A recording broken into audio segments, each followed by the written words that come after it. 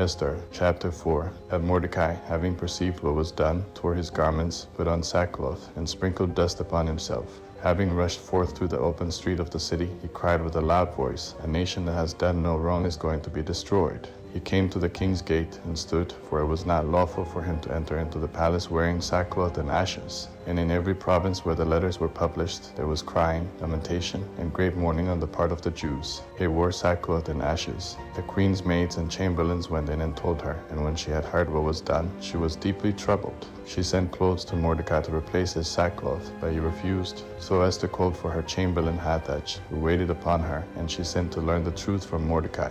Mordecai showed him what was done, and the promise which Haman had made the king of 10,000 talents to be paid into the treasury, that he might destroy the Jews. And he gave him the copy of what was published in Susa concerning their destruction to show to Esther, and told him to charge her to go in and entreat the king, and to beg him for the people. "Remember," he said, "the days of your humble condition, how you were nursed by my hand, because Haman, who holds the next place to the king, has spoken against us to cause our death. Hold upon the Lord, and speak to the king concerning us, to deliver us from death." So Hathach went in and told her all these words. Esther said to Hathach, "Go to Mordecai and say, all the nations of the empire know that any man or woman who goes into the king into the inner court without being called, that person must die, unless the king stretches out his golden scepter, then he shall live. I haven't been called to go into the king for 30 days. So Hathach reported to Mordecai all the words of Esther. Then Mordecai said to Hathach, "Go and say to her, Esther, don't say to yourself that you alone will escape in the kingdom more than all the other Jews. For if you keep quiet on this occasion, help and protection will come to the Jews from another place.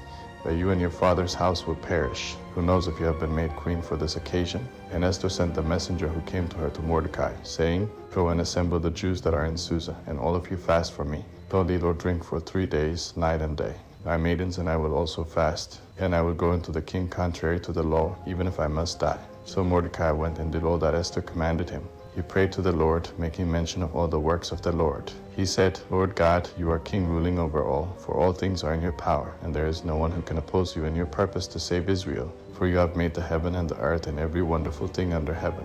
You are Lord of all, and there is no one who can resist you, Lord. You know all things. You know, Lord, that it is not in insolence, nor arrogance, nor love of glory, that I have done this, to refuse to bow down to the arrogant Haman.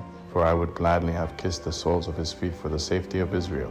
That I have done this, that I might not set the glory of man above the glory of God. I will not worship anyone except you, my Lord, and I will not do these things in arrogance. And now, O Lord God, the King, the God of Abraham, spare your people, for our enemies are planning our destruction, and they have desired to destroy your ancient inheritance. Do not overlook your people, whom you have redeemed for yourself out of the land of Egypt. Listen to my prayer. Have mercy on your inheritance, and turn our mourning into gladness, that we may live and sing praise to your name, O Lord. Don't utterly destroy the mouth of those who praise you, O Lord." All Israel cried with all their might, for death was before their eyes. And Queen Esther took refuge in the Lord, being taken as it were in the agony of death. Having taken off her glorious apparel, she put on garments of distress and mourning. Instead of grand perfumes, she filled her head with ashes and dung. She greatly humbled her body, and she filled every place of her glad adorning with her tangled hair. She implored the Lord God of Israel, and said, "O my Lord, you alone are our King. Help me. I am destitute, and have no helper but you, for my danger is near at hand.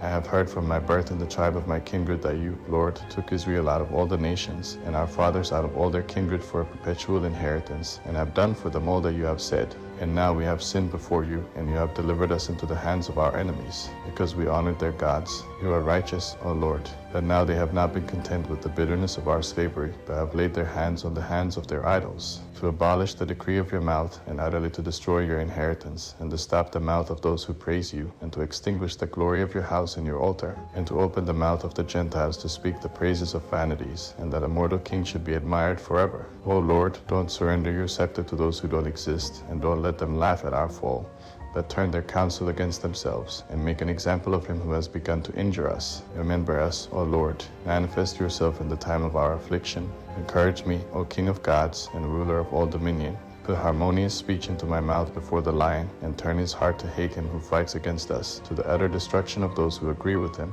But deliver us by your hand, and help me who am alone and have no one but you, O Lord. You know all things, and know that I hate the glory of transgressors, and that I abhor the bed of the uncircumcised and of every stranger. You know my necessity, for I abhor the symbol of my proud station, which is upon my head in the days of my splendor. I abhor it as a menstruous cloth, and I doth wear it in the days of my tranquility. Your handmaid has not eaten at Haman's table, and I have not honored the banquet of the king, neither have I drunk wine of libations. Neither has your handmaid rejoiced since the day of my promotion until now, except in you, O Lord God of Abraham. O God, who has power over all, listen to the voice of the desperate, and deliver us from the hand of those who devise mischief. Deliver me from my fear.